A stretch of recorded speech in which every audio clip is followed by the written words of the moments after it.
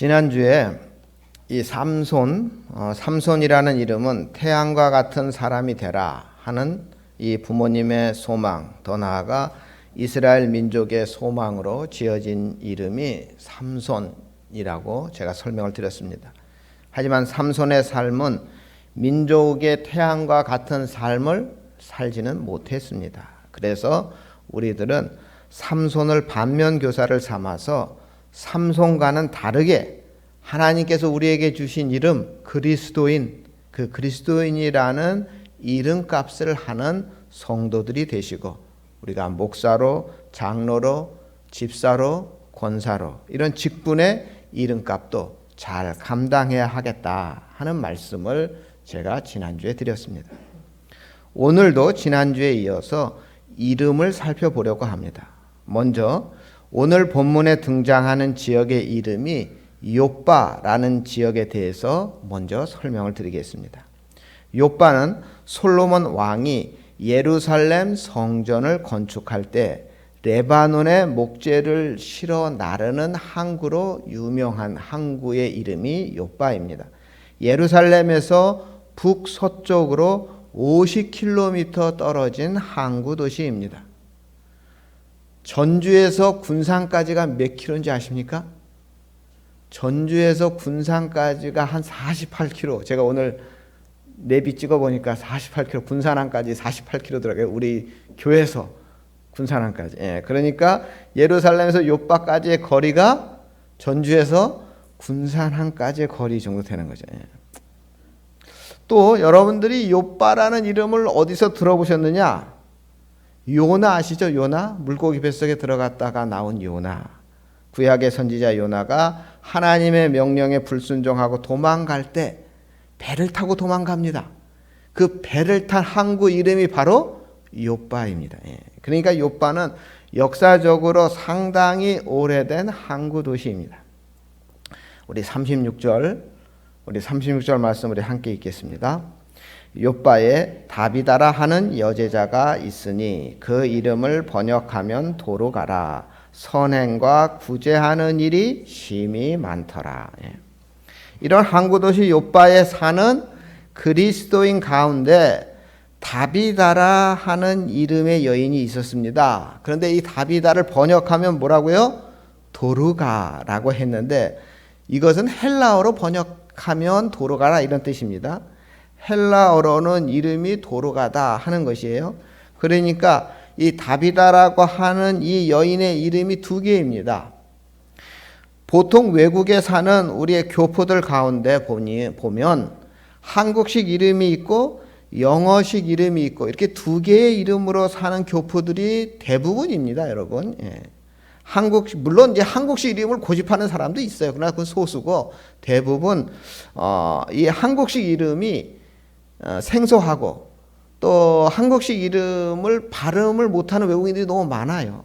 그렇기 때문에 예를 들어서 영희, 이거 외국인들이 잘 발음 못하거든요. 그러니까 영어식 이름으로 제인 뭐 이렇게 이름을 바꾸어서 미국식 이름을 짓는 경우가 있어요. 외국인들이 부르기 쉽게 영어식 이름을 지을 때 두 가지 방법을 씁니다. 한국 이름의 뜻이 있잖아요. 그 뜻을 살려서 영어식으로 짓는 경우가 있습니다. 예를 들어서 제 이름이 수영입니다. 수영을 영어로 하면 스위밍이거든요. 그러니까 영어식으로 이름 한국식의 그 뜻을 살려서 스위밍으로 한다든지, 아니면 서양식으로 제가 성을 뒤로 붙이면 뭐가 됩니까? 수영장이 됩니다. 그러니까 풀, 내 이름을 풀, 영어식으로 풀, 이렇게 한국의 이름의 뜻을 고려해서 서양의 이름을 짓는 경우도 있고, 또 다른 방법은 한국의 이름 뜻과는 전혀 상관없이 아까 제가 말씀드린 것 같이 전혀 다르게 짓는 경우가 있어요. 예를 들어서 제 이름이 수영이지만 저는 예수님의 제자 중에서 베드로를 좋아한단 말이에요. 그러니까 나도 이왕이면 베드로 이름을 따와서 해야 되겠다, 이왕 서양 이름을 짓는 거, 그래서 피터 이렇게 지을 수 있죠. 내 아는 목사님이 피터라고 이름을 지었더라고요. 아무튼 보통 한국 사람들이 영어 이름을 지을 때 한국 이름과 상관없이 그냥 외국의 유명한 사람들, 그 사람들 이름을 짓는 경우가 많이 있습니다. 다비다라는 여인은 도르가라는 헬라어 이름도 함께 가지고 있었는데, 이는 헬라어 이름의 뜻을 그대로 히브리어 이름의 뜻을 그대로 헬라어로 바꾼 이름입니다. 그러니까 아까 제가 말한 대로 수영을 스위밍 뭐 이렇게 영어로 바꾼 거예요, 그대로.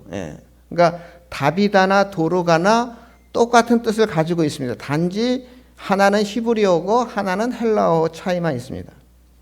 먼저 제가 설명드리고 싶은 것은, 여기서 중요한 것은 이 다비다라는 여인은 그 당시 이스라엘 여인들과 달리 신여성이었다 하는 것을 알 수 있어요. 국제화된 여성, 세계화된 여성이었다 하는 것을 이름이 두 개라는 것을 통해서 알 수가 있습니다. 보통 사람들은 외국어 이름을 가질 필요가 없습니다. 저를 비롯한 이 자리에 계신 우리 교회 성도님들 대부분 외국어 이름이 없습니다. 아니, 필요가 없죠. 한국에서만 살기 때문에 그렇습니다. 그런데 다비다라는 여인은 국제화된 여인이었고, 그래서 헬라어 이름도 필요했던 거죠. 상당히 앞서간 여인이었다 하는 것을 이름을 통해서 알 수 있습니다. 다비다, 도르가, 이 이름의 뜻은 암사슴이란 뜻입니다. 영어 성경은 가젤로 번역하고 있거든요. 사슴 중에 제일 매끈하고 다리가 길고 한 것이 가젤입니다.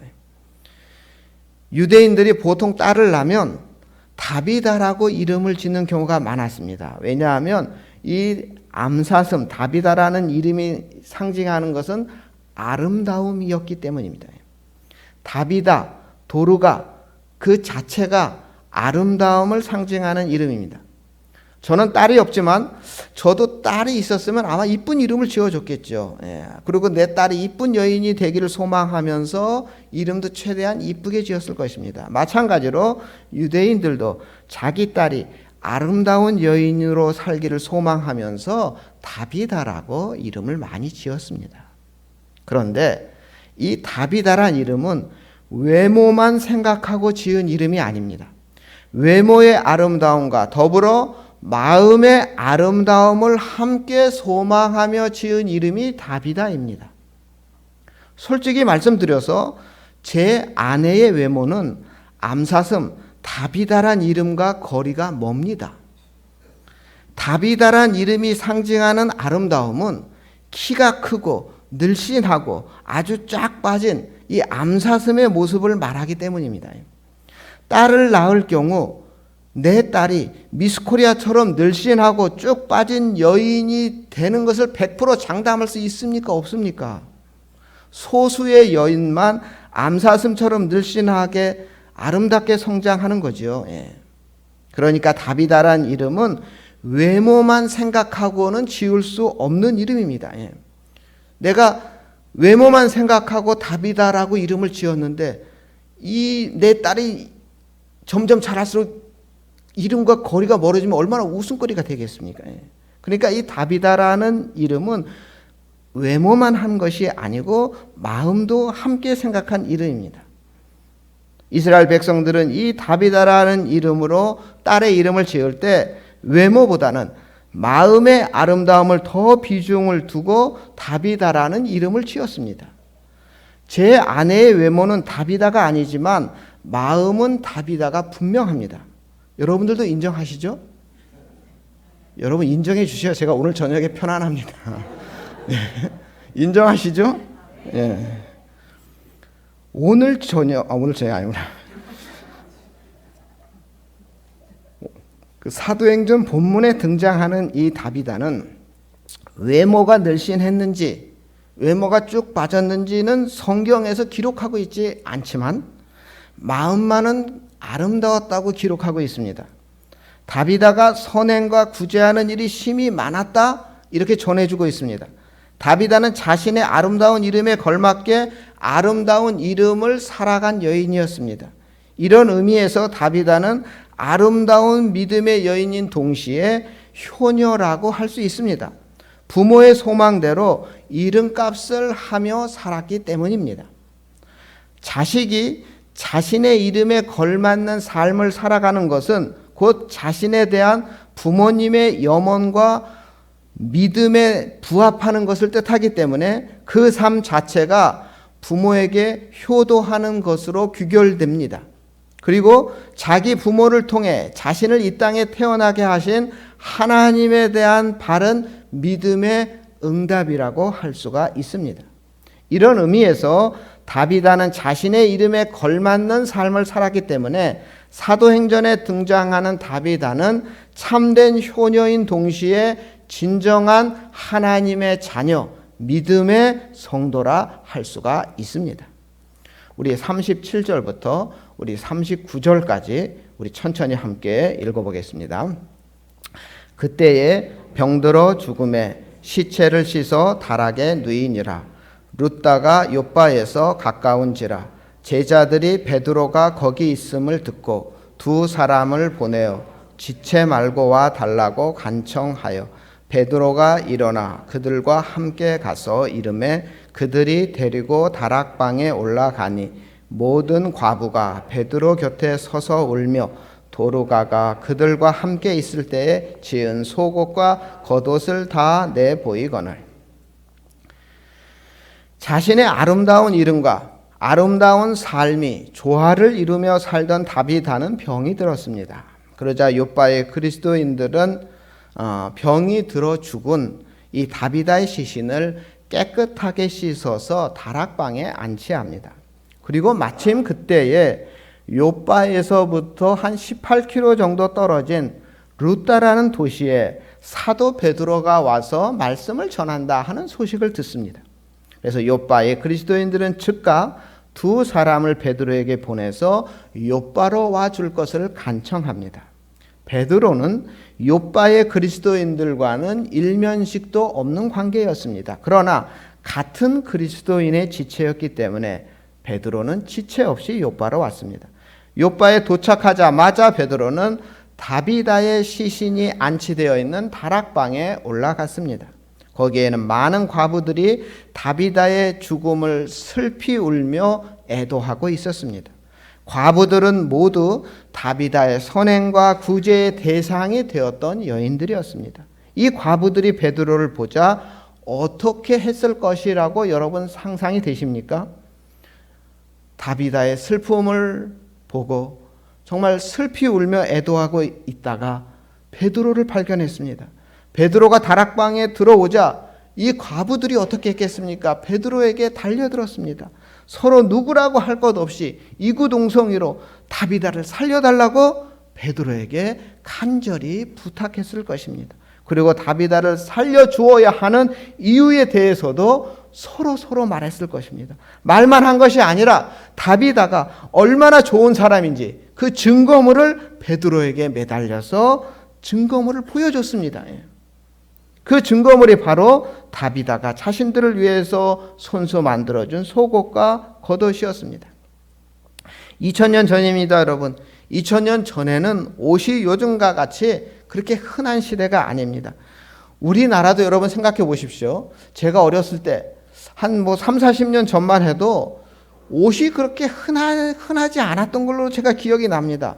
제가 어릴 때 우리 집에 옷이 장롱에 들어갈 정도만 있었던 걸로 기억이 됩니다. 지금은 어떻습니까? 장롱뿐 아니라 옷방이 따로 있는 집도 있고 또 서랍, 박스 이런 데 옷을 얼마나 많이 보관하고 있습니까? 어느 집이나 가봐도 옷이 얼마나 많습니까? 2000년 전 이스라엘 백성들은 대부분 속옷 하나와 겉옷 하나만 가지고 있었습니다. 2000년 전 가난하고 물자가 귀한 이스라엘에서 속옷과 겉옷은 단순한 의복의 의미를 뛰어넘어서 일종의 재산적인 가치를 가지고 있었습니다. 마태복음 5장에 보면 당시 사람들이 빌려준 돈을 보지 못할 경우 그 고발자를 통해서 채무자에게 속옷과 겉옷을 담보로 잡았습니다. 그 정도로 이 옷은 재산적인 가치가 있었던 것이죠. 제가 예전에 이 청년들이랑 성경 공부할 때 어떤 청년이 그러더라고요. 아니 속옷 무슨 빤스가 무슨 돈의 가치가 있겠습니까? 하고 묻는 청년들이 종종 있었어요. 근데 우리가 생각하는 속옷과 이스라엘 사람들이 입는 속옷은 좀 다른데요. 이스라엘 사람들의 옷은 우리 성가대 옷 비슷한 옷을 입잖아요. 이렇게 원피스로 된 것을 입는데 그걸 2개 입었습니다. 예.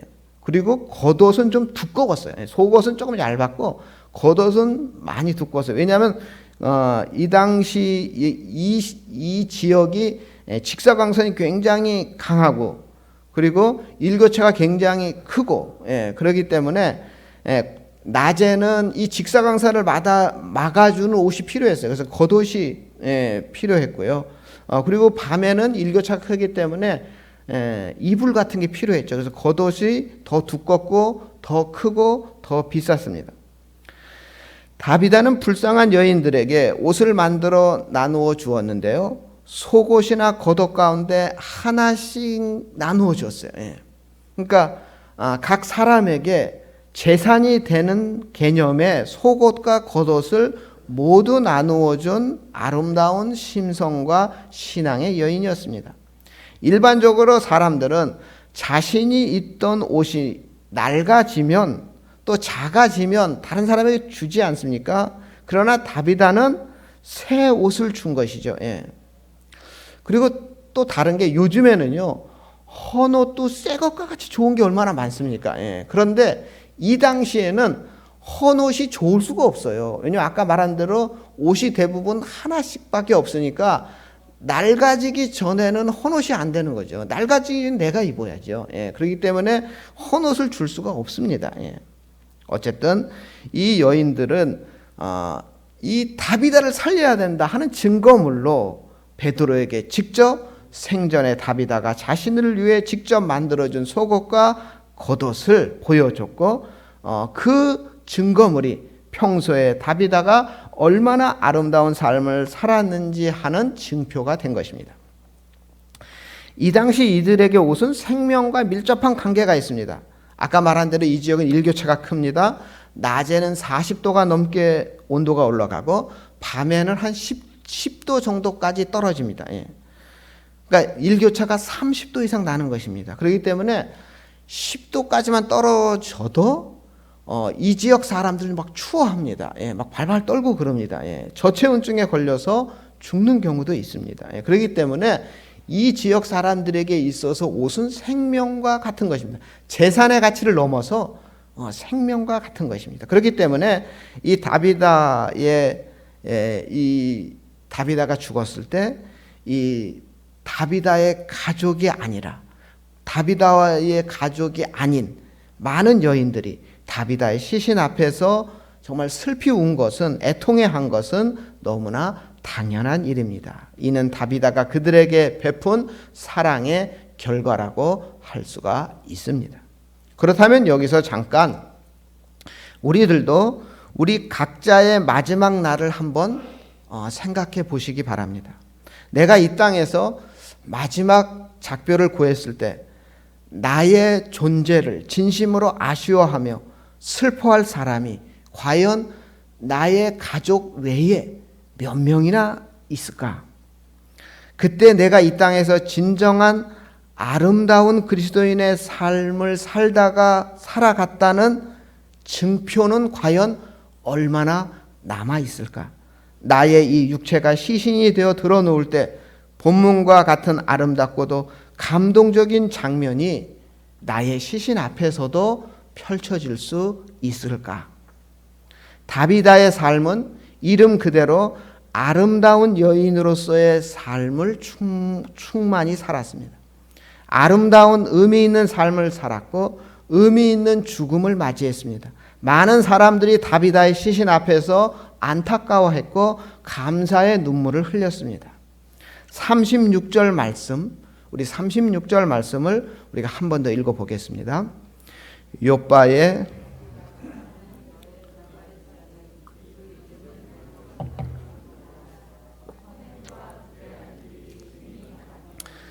우리 한 번 더 읽어보겠습니다. 욥바에 다비다라 하는 여제자가 있으니 그 이름을 번역하면 도로 가라. 선행과 구제하는 일이 심히 많았더니. 우리가 이 시간에 좀 더 깊이 묵상하고자 하는 말씀은 다비다의 선행과 구제가 심히 많았다 하는 말씀입니다. 헬라어 사전을 살펴보면 가득 찬 상태를 넘어서 흘러 넘칠 정도로 행했다, 이런 뜻입니다. 헬라어로 플레레스라는 말인데요. 우리말로는 충만이라는 단어가 있긴 하지만 오늘 본문은 충만보다 한 단계 위, 흘러 넘치는 단계를 뜻하는 이 단어를 심이 많다, 이렇게 번역을 했습니다. 사실 저는 충만이라는 단어를 좋아합니다. 왜 충만이라는 단어를 좋아하냐면, 여러분들 컵에 물을 가득 부을 때 어떤 게 충만한 겁니까? 살짝 넘쳐야 충만한 거죠. 그렇죠? 이게 물이 살짝 넘쳐야 충만한 겁니다. 그래서 저는 이 차고 살짝 넘치는 상태를 충만이라 생각하는데, 지금 이 성경을 번역한 분은 이 충만이란 단어를 한국 사람들이 가득 찬 거로만 인식을 하니까 이거를 심이 많았다, 이렇게 번역을 했습니다. 상당히 잘 번역했고요. 이 다비다의 선행과 구제가 심이 많았다는 것은 다비다의 선행과 구제가 적당한 것이 아니라 넘치도록 많았다, 이런 뜻입니다. 다비다는 이름 그대로 아름다운 여인으로서의 삶을 살았고, 그래서 흘러넘치는 사랑을 베풀었습니다. 그런데 여러분, 이 흘러넘치는 이 지점이 사탄의 공격의 대상이 되는 경우가 있습니다. 예수님이 십자가를 지시기 전에 한 여인이 귀한 향유를 가져와 가지고 그 향유의 값이 무려 노동자 1년치 연봉에 맞서는 300드라마나 되는 그 큰 돈에 그 비싼 향유를 붓고 그 머리로 그 발을 닦고 그런 적이 있습니다. 그때 가룟 유다가 호통을 치죠. 이게 왜 낭비냐 비난하면서 그 큰 돈으로 가난한 사람을 돕는 것이 더 유익한 것이 않느냐 하고 비판한 적이 있습니다. 이 다비다의 흘러넘치는 사랑도 이러한 비판을 받을 만큼 힘이 많았습니다. 하지만 흘러넘치는 사랑에 낭비라는 비난은 잘못된 것입니다. 다비다가 힘이 많은 선행과 구제를 위해 자신의 재물과 시간을 힘이 많이 사용한 것은 낭비가 절대 아닙니다. 플레레스, 흘러넘치는 사랑입니다. 우리 전은교회 성도님들 모두 흘러넘치는 사랑이 충만한 성도님들이 되시기를 주님의 이름으로 축원합니다. 다비다의 삶 속에서 그렇듯 계속 흘러넘쳤던 사랑의 원천이 무엇이었을까요? 오늘 본문 36절은 다비다가 주님의 제자였다는 것을 강조하고 있습니다. 다비다가 불쌍한 과부들을 위해 자신의 재물과 시간을 포함하여서 자신의 인생을 사랑으로 넘치도록 흘려보낼 수 있었던 것은 다비다가 믿는 예수님, 주님의 사랑으로 인함이었습니다.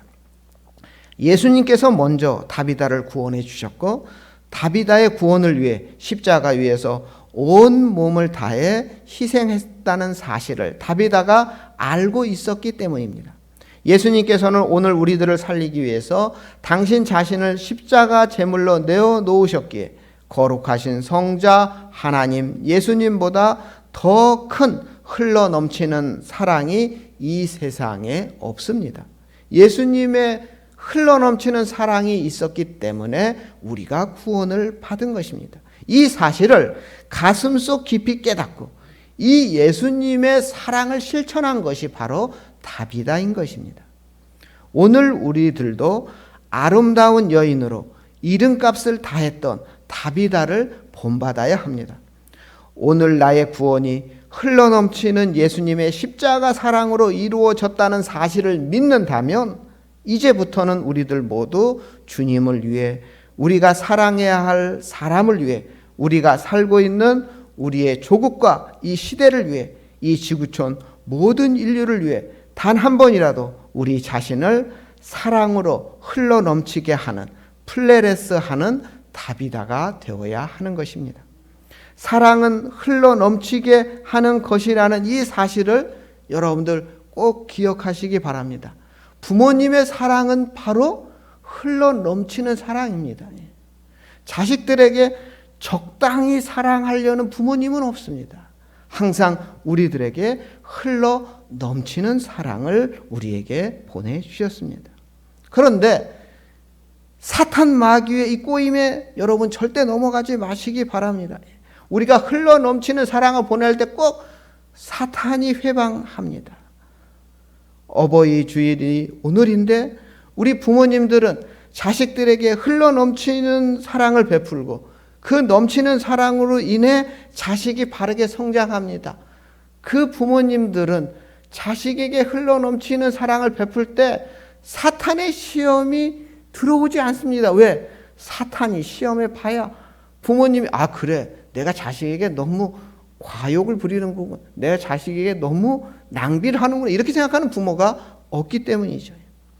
부모님의 플로레스 흘러넘치는 사랑이 자식을 성장케 하고 다비다의 플레레스 흘러넘치는 사랑이 수많은 과부들의 생명을 따뜻하게 품어주었습니다. 전능하신 하나님의 플레레스 흘러넘치는 사랑이 죽을 수밖에 없는 죄인인 우리를 생명의 역사로 구원해 주셨습니다. 이제 우리가 그리스도인이라는 이름값을 하면서 목사와 장로, 권사와 집사로서의 이 직분의 이름값을 하면서 플레레스 흘러넘치는 사랑을 흘려보내야 할 때입니다. 코로나로 인해 우리가 모두 힘들고 어려움에 처해 있지만 흘러넘치는 사랑으로 거룩한 성도, 이름값 하는 성도의 길로 나아가는 우리 전원교회 성도님들 다 되시기를 주님의 이름으로 축원합니다. 사랑의 하나님, 먼저 저희들을 위해 흘러넘치는 사랑을 베풀어 주심을 감사드립니다. 우리 모두 주님의 참된 그리스도인이 되게 하시고 맡겨주신 직분을 잘 감당하는 이름값 하는 성도들 되게 하여 주시옵소서. 우리 모두 이름에 걸맞는 삶을 살아가 자신에 대한 부모님의 염원과 믿음에 부합하게 하시고 이름값 함으로써 부모에 대한 효도뿐 아니라 부모님을 통해 이 땅에 태어나게 하신 하나님에 대한 바른 믿음의 응답을 할 수 있게 하여 주시옵소서. 부모님의 흘러넘치는 사랑이 오늘 우리를 성장시켰듯이 우리도 흘러넘치는 사랑으로 이 세상을 생명의 역사로 성장시키는 귀한 일에 이름값 하게 하여 주시고 영원한 사랑과 생명의 증표가 되게 하여 주시옵소서. 예수님의 이름으로 기도드립니다. 아멘.